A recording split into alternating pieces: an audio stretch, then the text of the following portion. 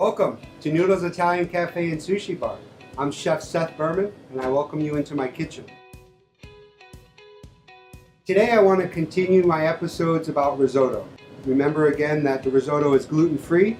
You can add all kind of ingredients into it. So today we're going to take the risotto that I made a few episodes back, that same recipe, you can use that and turn it into our mushroom risotto. So you can use all types of mushrooms. Dried porcini mushrooms are amazing. I'll show you what they look like. There's dried porcini mushrooms, there's chanterelles, which are really expensive. The porcinis are expensive. Probably the easiest ones to use in the store is shiitake mushrooms and portobello mushrooms.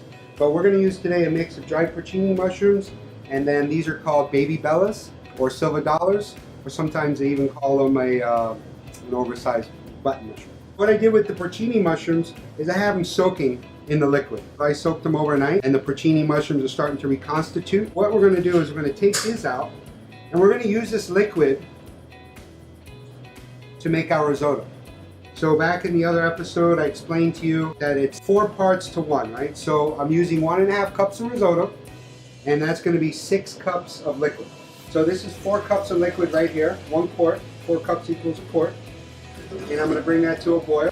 I also am going to add a little bit of chicken stock to that to bring it up to 5 cups, and then I'm going to save 1 cup to put it into the risotto of wine.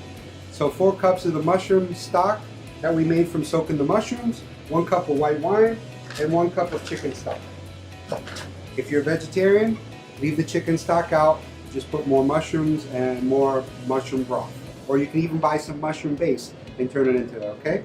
So for you vegetarians, you do that. I'm going to chop these mushrooms up a little bit. I'm not going to dice them because I like to eat the mushroom. I like to taste it. So dice those a little bit. We also diced up a little bit of white onion. Here's the risotto here cooking. And that's got the onions in it, fresh rosemary, and I toasted the risotto like we talked about in the risotto episode. Toasted it, released all the flavors. Now the liquid's almost gone, so I ladle another scoop in there. So our risotto is almost done. It's just about there. All the liquid has been put into it. This is the last stage. 20 minutes later. You know what? Before I add the butter, I'm going to show you a real life scenario. I'm going to try it first and make sure.